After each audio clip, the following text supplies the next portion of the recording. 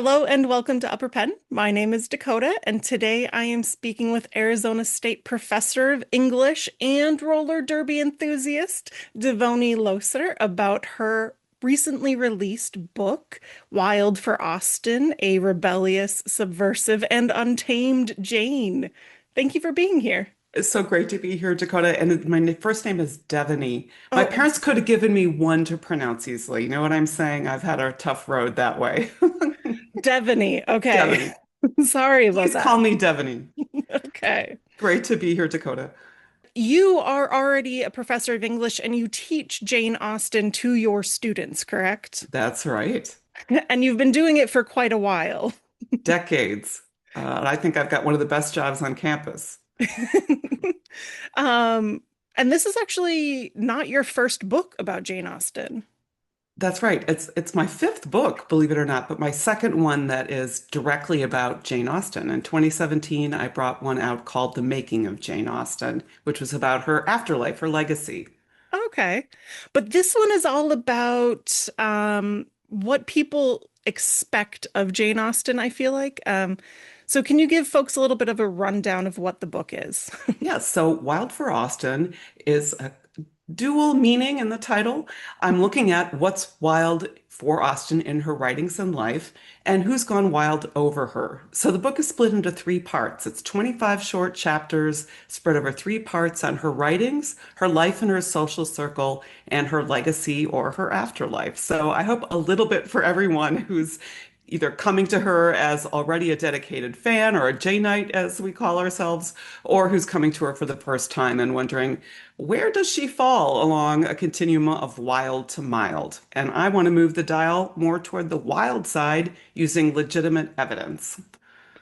So this book is really wonderful because it does provide literary critique, but it also provides sources, like actual parts of her own words, right? Yes, and I think if you haven't read all of her writings, the chapters definitely have some plot spoilers. So, be ready for that part. But especially her juvenilia, which is her earliest childhood or teenage writings, I think for people who've only dipped into a little bit of her fiction, the juvenilia is an utter revelation. It's just so different and so fun and so snarky and wild. In the first chapter, you're talking about the juvenilia, and folks tend not to want to read it, it sounds like, because it's her as a younger author, I take it. Yes, it was written between when she was between the ages of 11 and 17.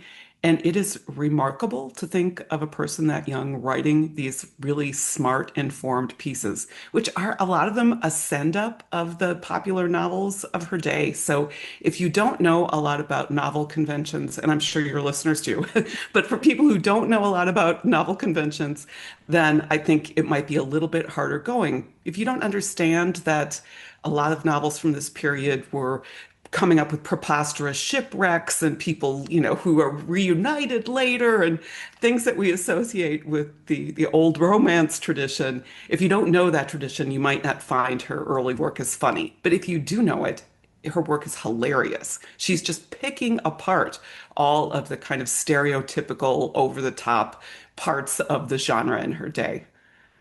So that tells me she must have read a lot of these books, though, and she must have been a great connoisseur of these types of books. I clearly, and it seems her whole family were really avid readers. There are places where she even says that in her letters, that her family isn't afraid to say that they're novel readers. Because, of course, during this period, the novel wasn't the high elite genre that we sometimes associate it with being today. In the late 18th, early 19th century, a lot of the elite critics considered the novel trash.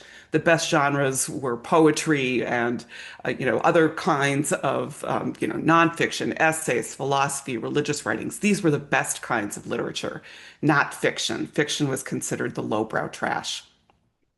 So if that's the case, then how come so many people then and now still love her writing in particular? Yeah, boy, that's the million-dollar question, isn't it? I mean, I think there's no one answer here, and there shouldn't be. I think one of the reasons that she endures is because so many different people with different values, interests, tastes come to her and find something to love there. So I think the fact that she can appeal so widely, that she's seen as one of the greatest, if not the greatest novelist writing in the English language by people who read widely and care to make those kinds of pronouncements. She's appreciated by the critics, but she's also loved by a mass audience, by a popular audience that remakes her characters, remakes her stories into all sorts of new kinds and new things, that she appeals so broadly, widely, and powerfully to the very highbrow and what we might think of as the middle brow or the low brow. Again, not trying to throw shade, but all across these kind of cultural levels and this entire spectrum speaks to the ways that she endures and why. She speaks to so many. Her characters in particular are just very thought out and they're deep, and I feel like most people can relate to at least one character of her books. Yeah, so many people who read her think these are like real people. These are like people I know in my life now, and I am not above that. My husband is also a Jane Austen professor, believe it or not. Our poor sons have grown up saturated in Jane Austen, and they do not love her. How Mm. could they? Yeah. But my husband and I, George and I, often talk about people we know through Austen's characters. And this is something that's been happening for generations. It's not something new to us, but those characters just jump off the page and they feel, what my students will call relatable, right? They feel relatable. And, I think that is another reason why her work endures. These characters seem alive to so many people who read them. And it's impressive that they still feel relatable, that these women in particular are going through things that we still go through. Yes, I think so. Absolutely. Sometimes people will talk about these novels as if they're universal. And I don't think that gets it quite right. And I have a chapter in the book where I talk about that because I don't know that Jane Austen's works will or should endure forever. Yeah. And I realize that not everyone's experiences are contained in the pages of her work. But I do think that for many, many people, not just the romance, the love, but the family conflict, the incredible social criticism that she includes about wealth and the hierarchies of class and the unfairness related to gender and gender roles, these resonated then clearly, and they continue to resonate now, unfortunately, right? These kinds of inequities that she was writing through. And what I often tell my students is that, Jane Austen's novels are um, a kind of description of what it means to live a meaningful life in a world that's deeply unfair. And in as much as her novels continue to resonate, I think it's because they appeal to, they speak to individuals on that level, even still. I think that's such a beautiful way of putting that. Yeah, and they aren't setting out to describe what's structurally wrong in a direct way. So Right. I think if you're looking for somebody to say, here's what's wrong and here's how to fix it, that's not what's going on in her novels, obviously. But I do think she's trying to, without telling us how to behave or telling us what to do, to show us how individuals navigate these unfair structures, especially for middle class women and especially for gender roles and how I think she's also showing men that it's smart to like smart women. So I think there are, guidance here, lessons here for men as well as for women readers, for readers who are gender expansive. I mean, I think that there are things here that could and should appeal to readers of all kinds.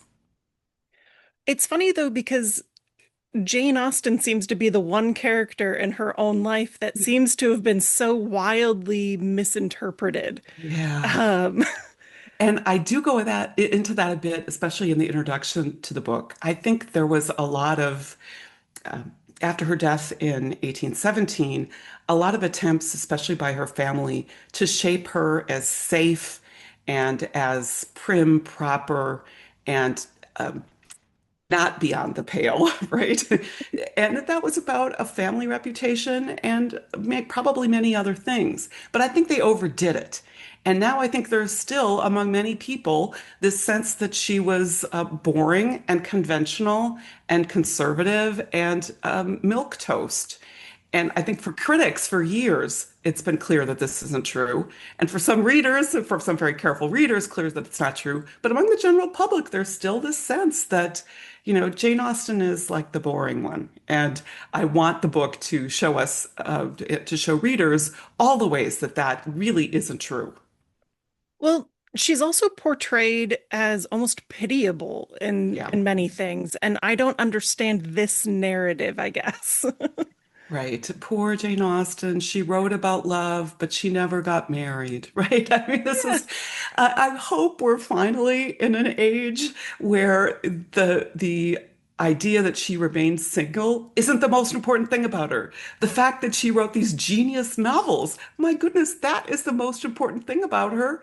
But I think for years, people felt as if they had to try to explain away the never married and the love. And so they wanted to either look for lost love. This, I think, is still happening. We still want to believe that she found love because we want to have happiness of that kind for her. But we don't know. We really don't know. We've got our rumors and guesses. And some people want to turn that into a tragedy, and other people want to fill it with stories that might show that she did find some kind of romantic uh, happiness, satisfaction, or you know, deep experience. Maybe she did. I don't know. But you're right. People turn it into a problem. Well, so I'm thinking specifically of the Becoming Jane movie that Yes. really kind of almost avoided her writing, which was bizarre because that was a very large part of her life. Yeah, although she does get, doesn't she, that one scene where she supposedly meets Anne Radcliffe, the Gothic novelist? Isn't that in there? Right. I So, think so. and that's a fantasy, a really interesting fantasy, but a fantasy. So, we get a little bit of that in there. But am I allowed to do spoilers, Dakota? I mean, Yes. at the end of that biopic, when we're told, oh, the Lefroy character, he decides to name his daughter with another woman to name her Jane. And people are like, oh. And I always tell my students, P.S., his mother was also named Jane. So, maybe we could read this in lots of ways. Let's just put it that way, right? Also, she was a famous author at this point. Like people name their kids after famous people. Yeah, and there I think we can under or oversell the level of fame she had before she died. To say that she was moderately successful or moderately famous, excuse me here, just a little something in my eye, weird. To say that she was moderately successful, I think is accurate. Okay. Uh, but I think she was not a household name. So I don't know if people would have been naming children after her during her lifetime. Jane was a very popular name, right? But I do think when we say, oh, she died unknown or obscure, that's not quite right. She was well known enough as as the author of these novels that she wasn't yet putting her name to, didn't put her name to, that the Prince Regent himself knew her identity and invited her through the royal librarian to come see his house, his library, Carlton House, a kind of palace. So the Prince Regent was a huge gossip. He was apparently a very big fan of Pride and Prejudice and her other novels. So the idea that she was unknown and obscure just doesn't wash. And she knew that people were starting to talk, you know, amongst themselves, but not publicly, and that not on the page, not in print, but talk amongst themselves about who this novelist was. So that's interesting because it never really clicks in my brain, and I've read the book that she was maybe not as well known as I expect her to be because I've only experienced her in one time frame. Right, right. And it used to be said, critics got this wrong, but it used to be said that she didn't have fame until 1870. Again, she died in 1817. But in fact, she had very early notoriety, fame, attention. As early as the 1820s, the decade after she died, there were people already saying that other novelists were plagiarizing from her, plagiarizing her plots and plagiarizing the ways that she worked in fiction. So this idea that she was obscure for, decades and decades is not true. But nor, as you're saying, Dakota, nor was she the figure that she would become. She was not an icon. She knew that the person during the 18 teens who was stealing all the thunder was Sir Walter Scott. How Yeah. many people today read Sir Walter Scott? Not quite so many, right? No. But he was not publishing under his own name either. But it was widely said behind his back, scuttlebutt, that he was the one who was writing these Waverley novels. And Jane Austen herself says, Sir Walter Scott has notoriety as a poet already. What is he doing taking bread out of other people's mouths by being good at the novel? So she knew Scott wrote these anonymous novels, just as others knew that she was writing Pride and Prejudice. And then Scott gave her a very positive review in 1816. So, I mean, all very interesting. He probably didn't know himself who she was, but we're not sure. So, a large part of the book also delves into the actual work and how you can find some of these ideas of who she was in the literature she's produced. Yes. Um, so, you talk first about Sense and Sensibility. What is it about that one that you consider the wildest? Well, I think it's Marianne, and that the chapter of that book goes very much into the way that Marianne, along with her sister Eleanor, it's this novel with two heroines. I think, again, people maybe have seen the beautiful Ang Lee film with Emma Thompson's screenplay, which I think as heretical as this is to say, improves on some parts of the novels, including the youngest daughter, Margaret, because Eleanor and Marianne have a third sister. And I think Emma Thompson's screenplay absolutely imagines out a role for her that's not in the original novel that's really beautiful and really brilliant. But for those who haven't read the novel, these two sisters, one who is more on the rational side of life, and one, Marianne, who's more on the emotive, feeling sensitive, emotionally sensitive side of life. Both of them have qualities on both sides of the supposed divide, but they're leaning into one or the other of those kinds of sides of a personality.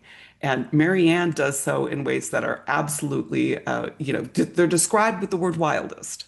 So that's one of the things that I go into there. I think that novel has incredible highs and lows.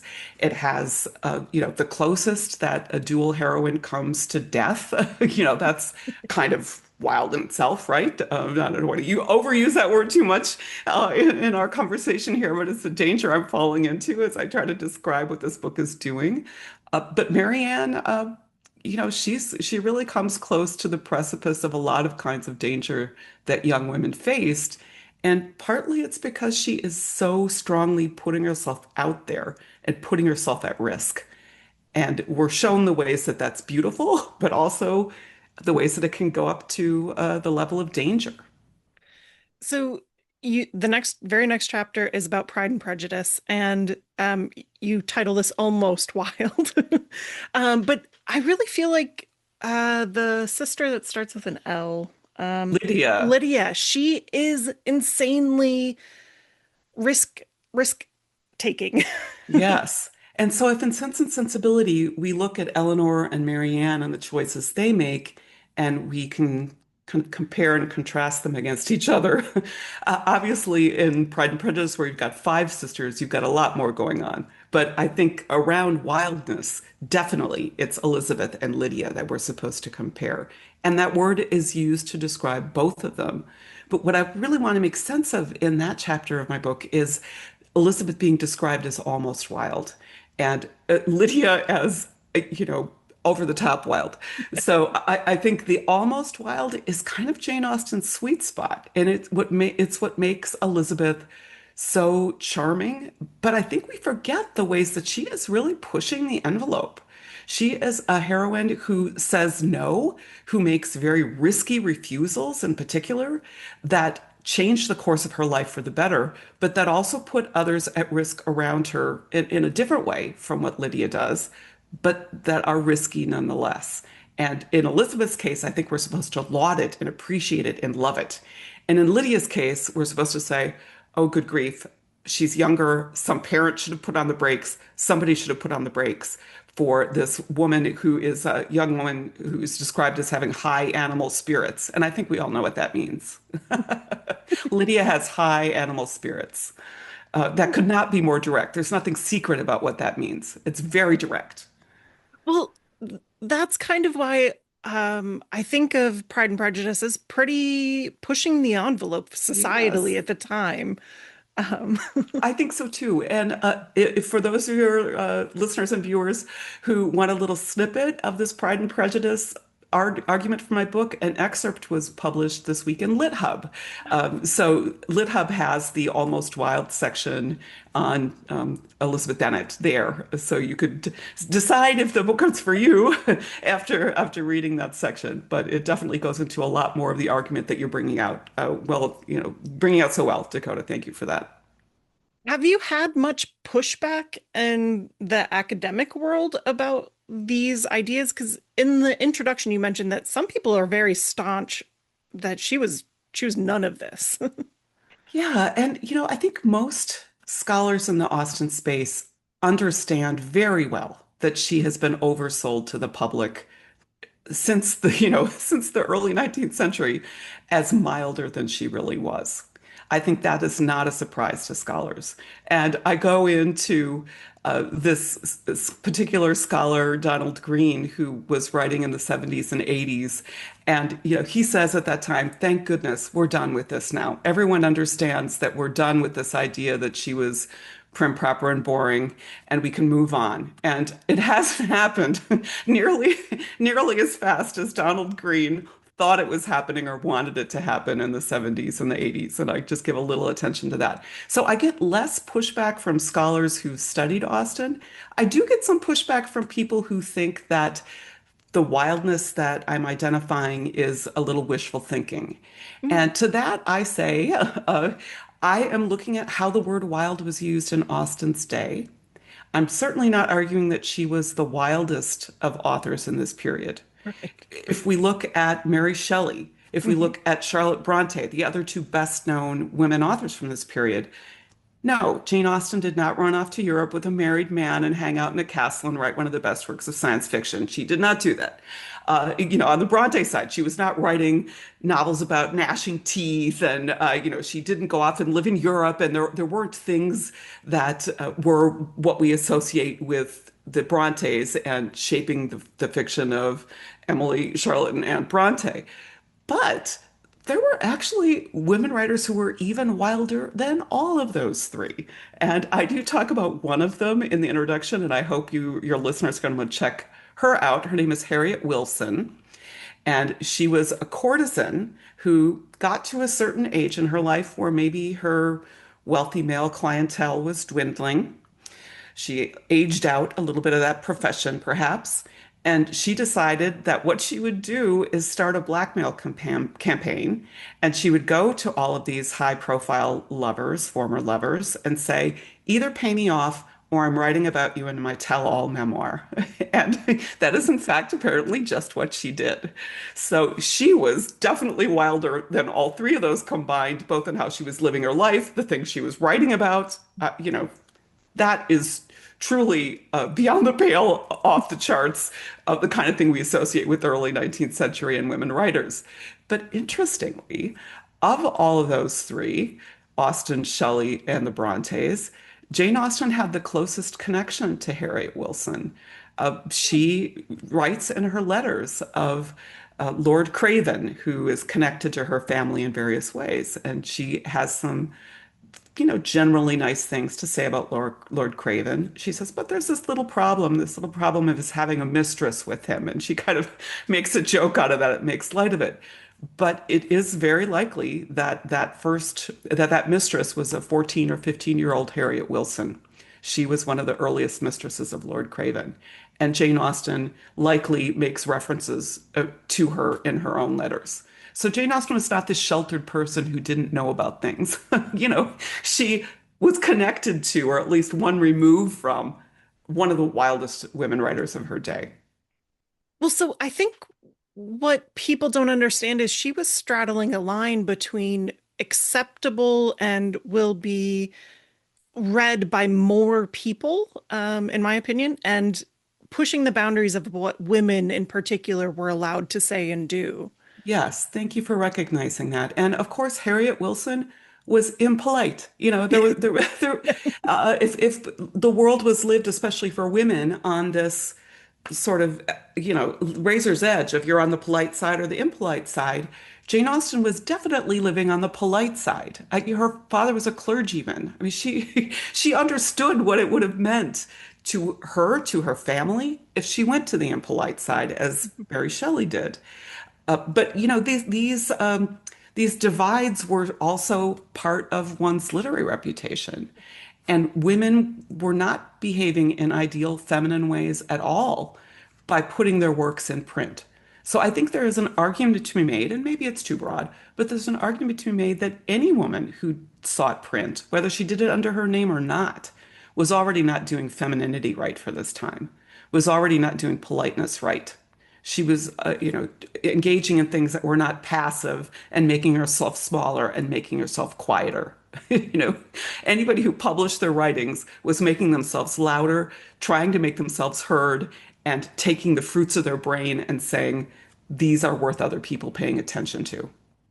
Well, so in my mind, at the very least, these women authors directly lead to suffragettes and the people who fought ferociously for women's rights. I So, think so too.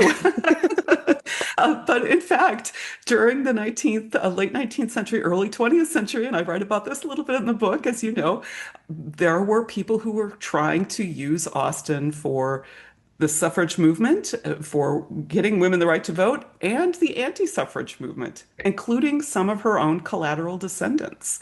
And they were using the Austen name and using her persona to try to argue a political point. And P.S., I think we're still doing this today. yeah. But to my mind, you're right, that's not a newsflash.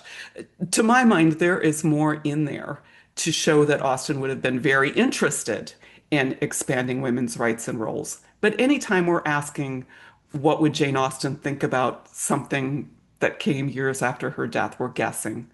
But I certainly see evidence of her being very concerned about women's rights and roles. Well, yeah, because in Persuasion, that's like my favorite book by her because the characters are so, I don't know, they're so intense sometimes. Um, she uses this as like a Anne is no longer going to do what society tells her to do. Yes. And that's like one of the easiest things I can point to is women can draw on this to assert themselves.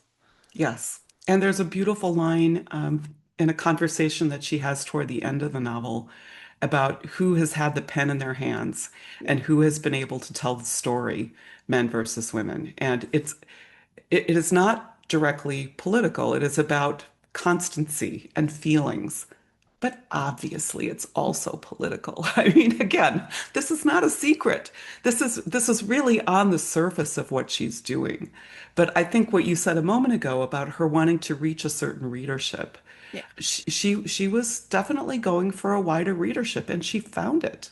She found it. Um, where did you access the materials? Because you reference a lot of her letters, you reference a lot of her family's letters. So how did you get access to these things? Yeah, so some of them have been published and long published and beautifully edited.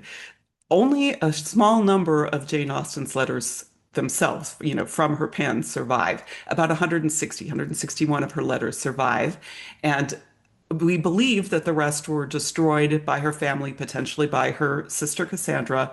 But that probably, given how long she lived, she would have written several thousand letters. So, you can see that we have just a fraction. Other than those that have been published and well edited.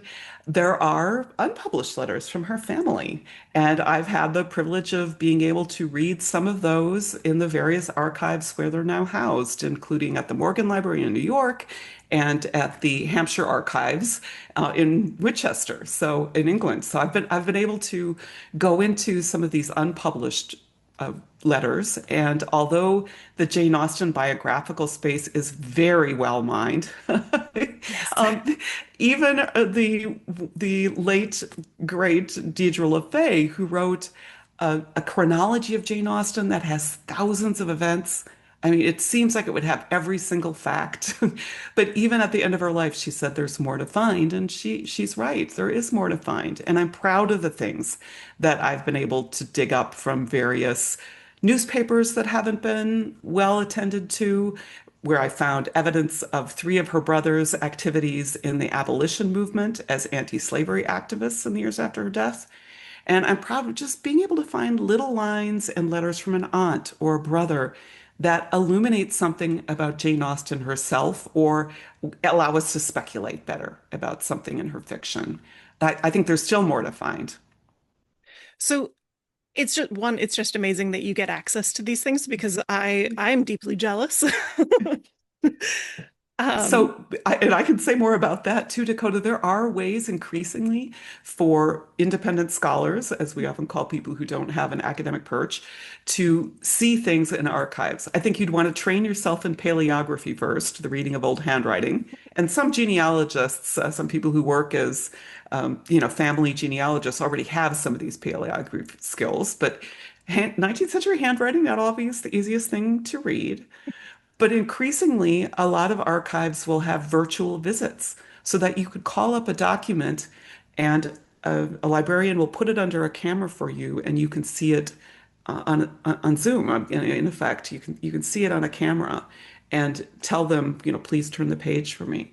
So increasingly, even if you can't travel to these archives, you could look at some of these for free from your home, thanks to a lot of the ways that these libraries are trying to increase their access. That said, it is a lot easier if you're there in person, and I'm very lucky to have had the support from Arizona State University to be able to do that. So it's not just about access, though, in my mind. It's about the ability to understand what these writers are saying. Because not everybody has a classical literary mind or has read probably nearly as much as you. So I'm applauding that you can even understand some of these things. Well, thank you for that. And obviously, I've spent a lot of years trying to figure out what's going on um, around, in the circle that she's traveled in.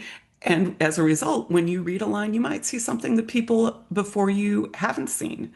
But that's also true. The Jane Austen Society of North America is a group that I belong to. And often people who are part of that group, mostly non-academics, at the conferences will come up to me and tell me about some line that I won't remember, but that they can very compellingly recite and tell me what that line means. And it gives me a jumping off point to say, okay, you've noticed something that I haven't. Yeah. And let's pool our intellectual resources and see if we can make something out of this. I feel like so few authors have been studied so in depth and have such a backlog of information about them as Jane Austen. So it's just amazing to me that we're still pulling new things. Yeah, and I love to tell the story of this critic from 1899, Walter Harries Pollock, who said, there's really no use of saying anything more about Jane Austen. It's all been said. And so I love to tell my colleagues and other students, 1899, somebody thought that. And it clearly wasn't true. And it's also not true today. I think there's always more that could be said, but it's true even in Austen's case. Do you think at some point we'll reach a point where too much is being said and we're no longer appreciating the work?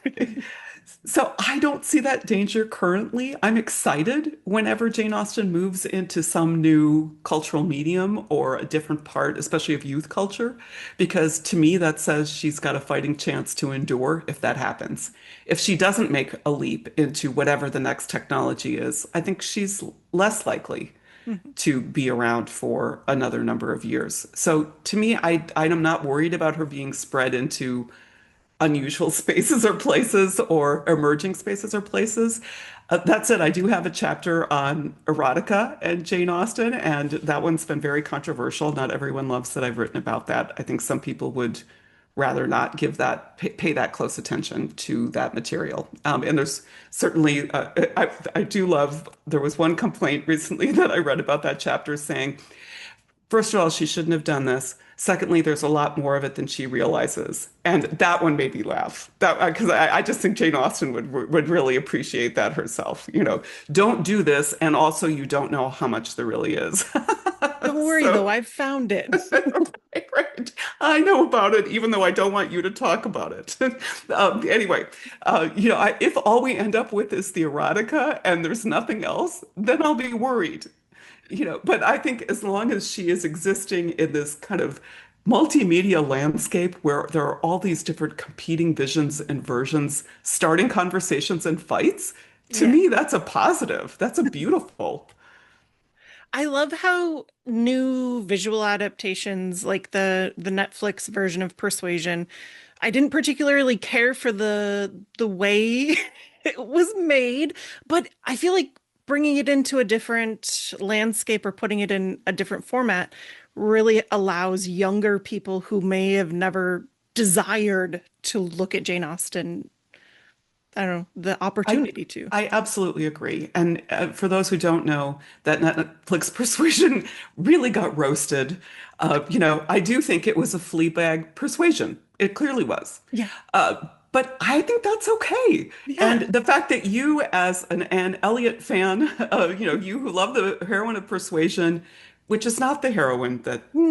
Dakota Johnson gave us in that Netflix version, but that you can see space for both of these, I think speaks to your abilities as a wider thinker and a supple critic. I think Jane Austen and the ways that we might use her for values clarification or as a literary conversation starter, it's enriched by the Fleabag persuasion. So for that alone, I'm glad it exists. In my mind, it just makes it accessible to people who may not have understood, and they might be like, this is such a shit movie. Where did it come from?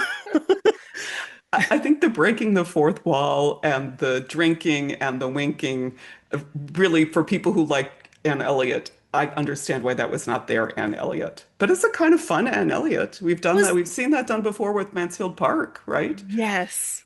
I don't know why, but I liked the Mansfield Park version that kind of pushed boundaries with that. I think the Persuasion version from Netflix, it was the making a playlist type of thing that I Yeah. was like, what? Yeah. There are definitely some 21st century things Yes. in that adaptation. But I think almost all adaptations, that's what they do. We shouldn't be going to them and looking for them to have total fidelity to the original. They're never going to achieve it. Yes. So I think appreciating, and I don't need to tell you this, I know the genres in which you read and are an expert.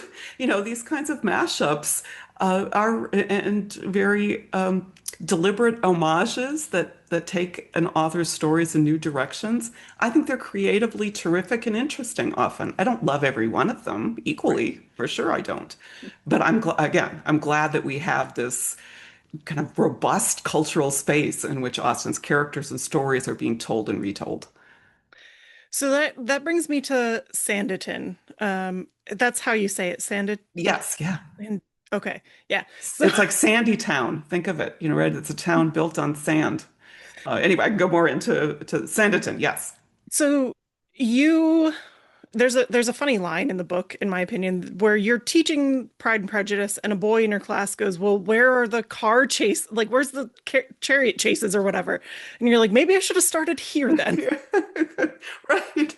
Because that Sanditon, which was her unfinished last work, it only goes, into 12 chapters. And it was abandoned, we think, when she started to get too sick to write any further in March 1817. That is the theory. But it opens in the first chapter of this unfinished work with a carriage crash. So yeah, this young male student in my class, I wish I'd started him right off with the carriage crash. He was definitely looking for Jane Austen plus Fast and Furious. And maybe that is coming somewhere. Maybe somebody's hearing me and is going to make that movie next. Jane Austen, Fast and Furious. I'd watch it. I would too. Yeah. But there has been the Masterpiece Theater Sanditon version, and I watched the first season and was so upset, right? Because I have this expectation of Jane Austen at this point. Do you find that people feel these things like there's an expectation now? And what kind of expectations you were upset at the direction that the story went in? Is that what you're Kind of how it saying? just ended as Oh, the like first season. everybody's just Yes. depressed and lonely and nobody gets anything. Yes. And again, plot spoilers, right? But Yes. it ends that first season ended in a cliffhanger and then they canceled it. So Yes. I think that was especially frustrating, although really pretty true to the history of Sanditon itself, which is, unfinished in a cliffhanger. Yeah. And one of Jane Austen's nieces attempted to finish it and herself didn't finish it. So there is this long history of Sanditon ending up, finished, unfinished. So I thought that was kind of perfect. But then, of course, there was a big viewer outcry, Yeah. and it did end up getting picked up, and the story continued. Many of the actors continuing, and it was went from ITV to PBS and Masterpiece, and was quite a hit. It's just so weird because like I watched it expecting it to be another version of Pride and Prejudice or Emma or something like that, and it's not. No, And they threw in some Game of Thrones yeah, plot points. Again, anyway, there are ways that maybe we're getting the Jane Austen we deserve, and that, I think some of these adapters are trying to give audiences the kinds of shock value or storylines that they've become accustomed to or that they have embraced in other series. And we definitely see that to some degree in Sanditon. They made it some Pride and Prejudice, but lots extra, right? Lots of yes. extra. And Sanditon itself has some extra. I think it's unclear what Austen would have done with it if she'd finished it. It includes her only mixed race character, Miss Lamb, who is a wealthy heiress. And I think this itself was, for some people, a surprise. Of course, scholars have known about this for a long time. But Austen is sometimes described as only writing about white characters. And we know from Miss Lamb that this is directly not true. Did she go as far as some of her other contemporaries in dealing with issues of race and racism? No, she didn't. But she's not, it's not a Kung Fu Panda zero, right? I mean, she's definitely taking it to a level that she didn't have to, and that shows that she was interested in exploring these questions in her day. But for those who want to read more directly from this period, somebody who was engaging in questions of slavery, abolition, race, and racism, I would recommend an anonymous novel from 1809 called A Woman of Color, A Tale. And there's a great modern edition of it from Broadview Press. If this is your jam, seeing, you want to say, all right, I watched a lot of Bridgerton. What's real there and what's fantasy? And of course, a lot is fantasy. But the fact of people of color having really interesting lives and roles and full full-on experiences in the Regency era, that's absolutely true. And A Woman of Color, A Tale gives us one version of that in fiction. I think Jane kind of pushed the envelope in Sanditon just because the mixed race woman is wealthy. Yes, She's in a powerful position, yes. regardless of her skin tone. And we don't know what Jane Austen would have done with that character. And, in my chapter, I have some speculations, and there is a line, chilly and tender is how she's described.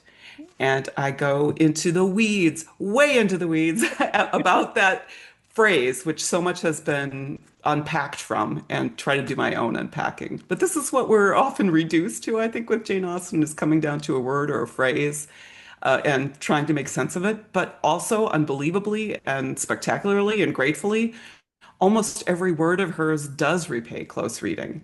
And that speaks to her genius. Yeah. Every time I open one of these books, I find a word or a phrase that hasn't struck me previously and that I can see is multi-layered. Mhm. Reading her novels once is beautiful, and I hope your listeners do that. But rereading her absolutely repays close attention and repays the energy. And I hope I'm rereading her for the rest of my life. Well, you also mentioned that you and your husband are both Janeites. Yes. Um, so there's a funny little anecdote on your website about how you two met. Yes. Yes.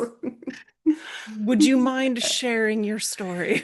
Oh, so if people want to read the long version of this, it's actually been written about by someone, which is amazing. The journalist Deborah Yaffe wrote about our courtship in one of her chapters in a book called Among the Janeites. So, if you want to check out the longer version of this, it was very strange for us to be interviewed by Deborah and then to see someone else's words describing our courtship. But, to try to tell it quickly, we met at the American Society for 18th Century Studies. It's an academic conference.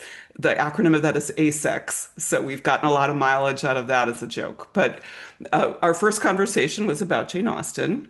We were introduced by mutual friends, and my now husband George said to me, "What's your favorite Jane Austen novel?" And I said, "Well, Northanger Abbey's my one that I've done the most work on." And he said, "Well, I didn't ask you which one you did the most work on. I asked you what's your favorite." And I said, "Okay, then it's Pride and Prejudice." And that's still my answer, honestly. But he said, "Well, that's not my favorite. My favorite is Mansfield Park." And I said, "Well, Mansfield Park is my least favorite because I don't like the heroine, Fanny Price. I think she's too much like me. She's boring."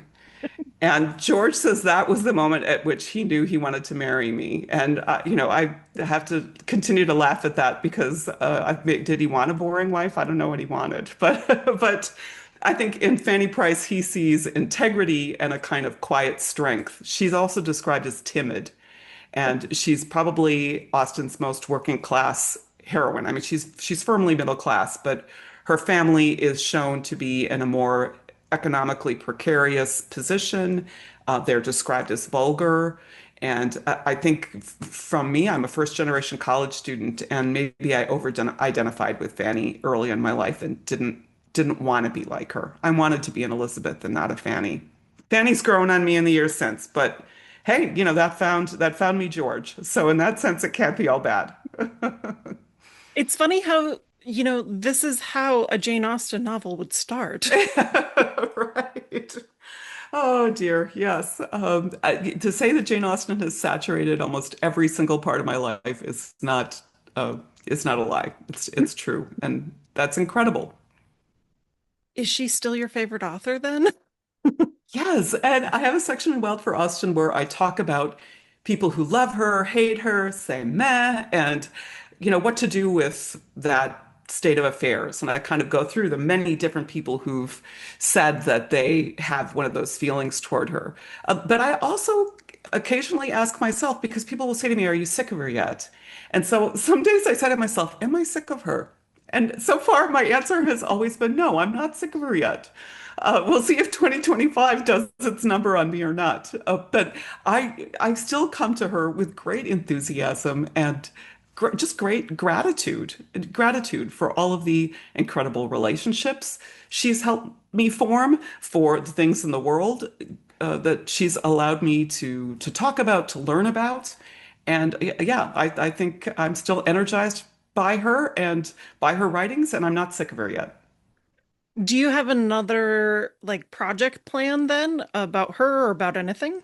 I do. I think so. I wrote The Making of Jane Austen, and then I published a biography called Sister Novelists about two of Jane Austen's once famous but now forgotten contemporaries who were historic writers of historical fiction, Jane and Anna Maria Porter. So I wrote Austen, contemporary of Austen, Wild for Austen, obviously about her. And now I'm going to go back to another project that's a not Austen project, but that's from the era.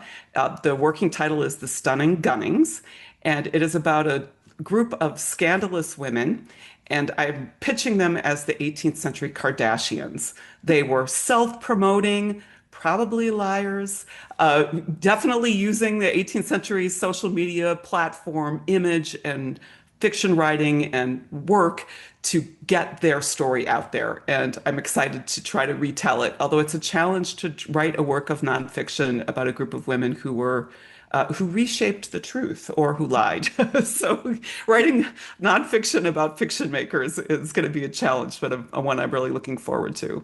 Maybe I have another Austen book in me after that. I'm not sure. Maybe how they intersect, like. There we go. Yeah, but for the moment, after Wild for Austen's launch, I'll be turning to the Stunning Gunnings. So you mentioned that they wrote historical fiction, and in this That was day the and age, Porters. That was the Porters who did that. oh, Yeah, okay. yeah, But my question still stands. What would be historical to them then? yeah. To the Gunnings or to the Porters? To the Porters. Yeah, so the Porters wrote about independent struggles and great men. Most of their novels have really interesting female characters, but the protagonists are male oftentimes. Not all of them. In fact, the sisters wrote 26 novels separately and together. They were Okay. household names, and they like to start from some kind of historical fact or well-known story, and then they usually spun a kind of romance or love story, a domestic story alongside the kind of big P politics, big H history, historical story. So I think for people who like Outlander, for people who wish Sir Walter Scott had a little more feeling in it, the Porters will be their sweet spot, and the Scottish Chiefs is probably the work that's endured longest from Jane Porter's pen. And Thaddeus of Warsaw was her first best-selling historical novel in 1803.